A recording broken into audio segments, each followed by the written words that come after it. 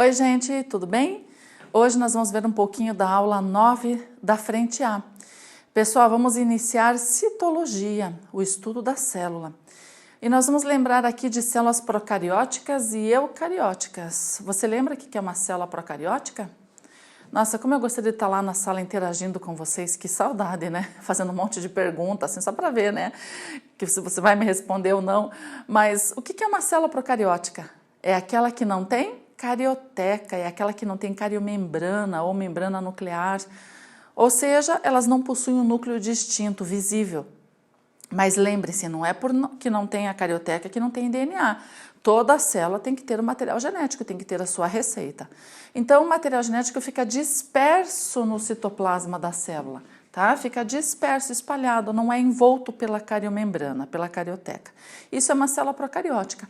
Vocês lembram qual, na natureza, né, os seres vivos são agrupados em 5 reinos? Que reino é composto por que tipos de seres vivos que são procariontes ou possuem células procarióticas? É o reino Monera, né? Cujos representantes são bactérias e cianobactérias. Então, vamos lembrar um pouquinho da estrutura desses seres, vamos falar um pouquinho sobre eles. Pessoal, vamos começar aqui pelas bactérias, tá? Você encontra na sua apostila micoplasmas, rickétsias, clamídias. Esses nomes que aparecem em negrito lá no texto na sua apostila são bactérias também. Micoplasmas podem ser de vida livre e podem ser parasitas. São bactérias que não têm parede celular, é uma exceção, porque praticamente toda bactéria tem parede celular, tá? São muito pequenas, então elas costumam viver em colônias e as colônias são filamentosas, lembrando células de fungo. Então, por isso, esse grupo de bactérias são chamadas de micoplasmas. Rickétsias e clamídias também são bactérias, ambas parasitas, tá? As clamídias, elas se reproduzem apenas dentro de uma célula, mas pela capacidade de produzir esporos, elas podem ser propagadas, proliferadas pelo ar. Já as rickétsias, elas não formam esporos, então elas não sobrevivem fora de um hospedeiro, fora de um organismo, tá? Ambas são pequenas, são parasitas, tá bem? Mas a grande maioria das bactérias tem essa estrutura padrão que você está vendo aqui. Vamos lá dar uma olhadinha? Nós vamos começar aqui, ó, com a parede celular, é esse reforço aqui mecânico para a célula. Aí dentro do citoplasma, lá, né, depois, claro, por baixo da parede celular, vocês têm a membrana plasmática, delimitando então o espaço aqui, o citoplasma. O DNA espalhado ali no citoplasma da célula, formando o que a gente chama de nucleóide. Existem aqui esses plasmídios que são anéisinhos extras de DNA, ou seja, eles têm genes para as características da bactéria com relação à defesa contra alguns antibióticos, contra alguns tipos de vírus. Nesse plasmídio não se encerram genes para a característica da bactéria em si, tá? Bom, que tipos de organelas você encontra no citoplasma de uma bactéria? Apenas ribossomos. Lembre-se que são células simples, então elas não têm aquele monte de organelas, né? Não são células sofisticadas. Bom, a membrana plasmática, ela forma umas dobrinhas para dentro, uma invaginação, e a gente vai chamar essa estrutura de mesossomo. Contém enzimas para a realização do processo respiratório da bactéria. Na membrana plasmática, pela face interna, está cheio dessas enzimas respiratórias. Então, isso significa que as bactérias possuem metabolismo próprio. Pessoal, qual é a diferença de aloplasma e citoplasma? Citoplasma é o espaço físico que tem dentro da célula, delimitado pela membrana plasmática. E aloplasma é uma substância viscosa, consistência de um gel, onde ficam mergulhados o material genético, os ribossomos, e é um meio favorável para a ocorrência das reações químicas. Quanto ao flagelo, as bactérias podem ter ou não. Existem bactérias que são aflageladas, existem bactérias com flagelos em número de 1, 2 ou mais, depende da espécie. Cápsula existe nas bactérias de maior poder infectante, então não são todas as bactérias que têm cápsula e flagelo, tá? Eles podem aparecer ou não. Então essa aqui é a estrutura basiquinha de uma bactéria. Pessoal, bactérias são seres o quê? Seres unicelulares, procariontes, a maioria é heterótrofa, vive como parasita ou como decompositora, aliás, né, um excelente decompositor da natureza. Algumas bactérias podem ser autótrofas quimiosintetizantes. As bactérias se reproduzem daquela forma bem comum como os protozoários, né, através da bipartição ou cisciparidade. Né? E aí, na verdade, a gente fala em bactérias, a gente pensa, né, em coisa ruim, doença. A maioria das bactérias é de vida livre. Um grupo que causa doenças, né, que são as bacterioses. E a gente precisa estar esperto, ligado em algumas doenças causadas por bactérias.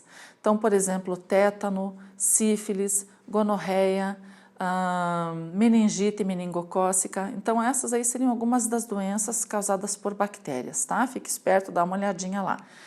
Bom, aqui do ladinho da bactéria você tem uma célula de uma alga azul. Azul esverdeada, essa é a tonalidade que ela tem, porque ela tem clorofila e ela também tem um outro pigmento chamado ficocianina que dá esse tom azul esverdeado para essas algas. Elas têm uma estrutura tão parecida com a das bactérias que elas receberam o nome de cianobactérias. Qual é essa estrutura tão parecida? Bom, gente, o fato delas serem unicelulares e procariontes, ter o DNA também espalhado no citoplasma. E claro, né, elas possuem apenas ribossomos. Também não têm organelas sofisticadas como células eucarióticas. Então, devido a isso, elas também são células procariontes ou procarióticas. As algas, a diferença é que elas são autótrofas fotossintetizantes, então elas vão ter clorofila, mas vejam, nos vegetais, por exemplo, a clorofila fica dentro dos cloroplastos. Aqui não, a clorofila vai ficar espalhada em membranas distribuídas pelo citoplasma, tá? Então é um ser aí fotossintetizante, encontrado nos mais diversos ambientes, assim como as bactérias, né? Água doce, água salgada, solo úmido. Essas algas aqui, elas são pioneiras, né, dentro da sucessão ecológica, que você já deve ter estudado isso com a professora Márcia. As algas, elas estabelecem-se num lugar inóspito, num lugar ruim, e através da fixação do nitrogênio, através da fotossíntese, ela acaba melhorando aquele lugar, né, para que outros seres possam se estabelecer ali. Então, essas aí são as cianobactérias. Pessoal, então, dá uma boa olhada nessas células que são as eucarióticas e agora, na próxima imagem, a gente vai ver as células eucarióticas, ok? Aqui nessa imagem, você observa as células eucarióticas. Eu verdadeiro, cariótica que tem carioteca, que tem um núcleo bem distinto, bem invisível. Então, olhando para essa célula aqui, você percebe aqui o núcleo. Tá? Essa aqui, a metade está com a carioteca e metade está sem a carioteca. Carioteca porosa para permitir o intercâmbio entre o núcleo e o citoplasma. Aqui também, nessa célula, você percebe a carioteca, ó, né? Está até um pouquinho elevada aqui, ela tem os poros, aqui está aberta para você ver lá dentro. Então, o material genético fica aqui dentro, envolto pela carioteca, por essa membrana nuclear. Então, ambas células eucarióticas. Aqui você tem representado uma célula vegetal e ali uma célula de um animal. E as outras células? Então, vamos deixar bem certinho isso que células procarióticas só o reino Monera possui, que nós acabamos de ver, bactérias e cianobactérias. Os demais reinos, o reino vegetal, reino animal, reino protista e reino fungi, contêm células eucarióticas, tá legal? Então, para efeitos aqui de importância para o vestibular, a gente vai comparar a estrutura de uma célula vegetal com uma de célula animal. Pessoal, esse quadro aqui é bacaninha para você, porque aqui já tem as características comuns em ambas as células e exclusivas. Então, vamos começar aqui, ó. Esses retângulos aqui begezinhos, você encontra características em ambas as células. Nos retângulos mais claros, tá? Os mais claros, você encontra características exclusivas da animal. E nesses aqui amarelinhos, você encontra as características exclusivas de uma célula vegetal. Então, se eu começasse perguntando para vocês assim, por que essa célula é vegetal? Eu tenho que ser capaz de olhar para uma célula, seja em preto e branco, seja colorida, as células possuem N formas, tá? Então, não é isso que vai ser diferente. Eu tenho que olhar e eu tenho que saber que essa aqui é uma célula vegetal. Pelo quê? ou melhor, por quais organelas, por quais características. Então, lembram da parede celular? É um reforço espesso, que dá resistência para essa célula, um reforço mecânico. Então, parede celular exclusivo de vegetal em relação ao animal, tá? Vacúolo, essas bolsas grandes aqui, ó, vacúolo de suco celular, são bolsas de água. O vegetal pode ter um maior, podem ter alguns menores, tá? Depende. Então, são bolsas que contêm água, sais minerais, pigmentos, fazem a regulação osmótica da célula vegetal. E cloroplastos, tá? São essas bolsas, elas são repletas de clorofila, então elas são esverdeadas. Aqui ocorre o processo da fotossíntese, também é o que dá a cor verde para os vegetais. Então, são 3 características exclusivas de uma célula vegetal. E em relação ao animal, tem características exclusivas? Vamos ver? Lisossomos. A primeira característica aqui são bolsas membranosas, vesículas contendo enzimas dentro. E a outra característica são os centríolos, esses 2 tubinhos aqui, são 2 cilindrinhos ocos. A gente vai, numa próxima aula, também ver a função de cada organela aqui. Os centríolos têm funções importantíssimas para a célula. Nos vegetais, só nos inferiores que existem, que são as briófitas e pteridófitas. Nos vegetais superiores, como angiospermas e gimnospermas, não possuem centríolos, tá? Bom, partindo agora para as organelas comuns. Citoesqueleto são fibras de proteínas diversas espalhadas pela célula, pelo citoplasma, que fazem a sustentação dessa célula, delimitando que ela não seja achatada, que ela não sofra, porque ela vai sofrer pressão de células vizinhas em se tratando de um tecido, né, gente?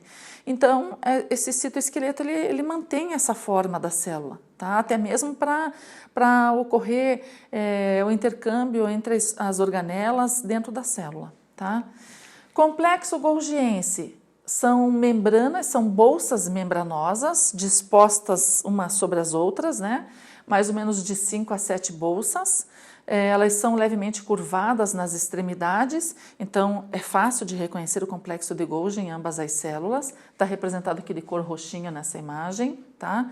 Ribossomos e retículo endoplasmático granuloso. Bom, os ribossomos são grânulos minúsculos, existentes tanto dispersos no citoplasma, tanto dispersos, espalhados, como eles podem estar aderidos à membrana do retículo endoplasmático rugoso. O retículo endoplasmático rugoso é um sistema membranoso, são várias membranas dobradas formando bolsas. E na superfície você pode ter os ribossomos aderidos. Então, você tem aí o retículo endoplasmático rugoso em ambas as células. Tá? Aqui ele está representado, aqui você consegue visualizar melhor, são bolsas contendo os ribossomos coladinhos, tá? Aqui também, ó, o retículo endoplasmático rugoso, ele normalmente está próximo à carioteca, ele se comunica com a carioteca. E aqui você percebe também os ribossomos coladinhos, ó. Ok? E o retículo endoplasmático liso, o contrário. Retículo endoplasmático liso, vamos ver onde é que ele está aqui. O retículo endoplasmático liso, ele é também uma bolsa membranosa. A diferença do rugoso é que ele não tem os ribossomos aderidos, Não está representado aqui nessa imagem, mas o retículo endoplasmático liso também são membranas bem semelhantes a elas aqui, ó, bem semelhantes ao retículo endoplasmático rugoso, mas sem os ribossomos aderidos, tá? Então, devido a isso, ele vai ter uma outra função. Núcleo, ambas as células, bem distinto, material genético encerrado lá dentro, nucleolo também, que a gente vai também falar numa aula para frente, sobre o núcleo. Uma outra organela aqui, peroxissomos. Os peroxissomos você encontra tanto em células vegetais como animais, são bolsas também membranosas que contêm enzimas dentro, responsáveis por alguns tipos de reações químicas. Glioxissomos também não está representado aqui, mas você tem lá na sua apostila, são característicos de células vegetais, são exclusivos das vegetais, são bolsas também que contêm alguns tipos de enzimas, ok? E aqui, claro, membrana plasmática presente em todas as células, é o que delimita o conteúdo celular. Então, aqui uma amostra, pessoal, das células eucarióticas, Percebam a diferença em relação às procarióticas, são células extremamente complexas, com inúmeros tipos de organelas celulares. Organelas é um diminutivo de órgão, é uma estrutura muito pequena dentro de uma célula, né? E cada uma, por um determinado formato que tem e função, recebem nomes diferentes. Nessa aula, o objetivo dela é você fazer uma comparação entre essas células e as procarióticas, é você saber reconhecer entre uma célula eucariótica vegetal e animal, e você reconhecer, você ir se familiarizando com essas organelas todas aqui, com esses nomes todos. Numas próximas aulas aí, a gente vai começar a ver a função de todas elas, a gente vai começar a estudar a célula bem certinho, de fora para dentro, começando pela membrana, adentrando a célula, indo para o citoplasma e as organelas e assim por diante. A última parte dessa aula que eu quero mostrar agora para você na próxima imagem é a hipótese endossimbiôtica. O que significa isso, pessoal? Bom, nos primórdios, né, haviam células extremamente simples, como está mostrando para você aqui no esqueminha. Existiam também bactérias, células bacterianas extremamente simples. Essas células bacterianas invadiram outras células. Então, aqui mostra para você ela invadindo uma célula e com o decorrer do tempo, elas se deram muito bem dentro dessa célula, passaram a viver em simbiose nessa célula. E essa célula foi evoluindo, tá? E essas bactérias transformaram-se em mitocôndrias. Por que os cientistas acreditam nisso? A gente comentou com você que o DNA existe no núcleo das nossas células. E existem apenas duas organelas que contêm DNA também, DNA próprio. São as mitocôndrias e os cloroplastos. Então vejam só, o DNA que se encontra dentro de uma mitocôndria, ele é muito parecido com o DNA de bactéria. Os ribossomos que se encontram também dentro dessa mitocôndria também são bem parecidos com os de bactérias. Então, a estrutura e a capacidade que essa mitocôndria tem de se bipartir é bem típico de uma bactéria. Então, eles sugeriram, no caso aí, que essas mitocôndrias foram bactérias no passado que adentraram células e essa célula foi se adaptando, foi evoluindo e formou células eucarióticas com as mitocôndrias aí no seu interior. O mesmo também para os cloroplastos. Pessoal, além das mitocôndrias, os cloroplastos também possuem DNA próprio, possuem ribossomos e também podem se autoduplicar. Então, devido a essas características, acreditam que também bactérias, fotossintetizantes, tenham invadido células, passaram a viver em simbiose, em harmonia dentro dessas células. Essas células foram evoluindo, originando as células fotossintetizantes. Ok? Então, tanto células que tenham cloroplastos como as células que tenham mitocôndrias tenham evoluído a partir de células procarióticas com as bactérias invasoras aí durante anos, e toda essa transformação. Então, essa é a hipótese endossimbiôtica, ok? Explicando a origem, então, dos cloroplastos e das mitocôndrias. Pessoal, é isso aí, nós terminamos essa aula 9 da frente A.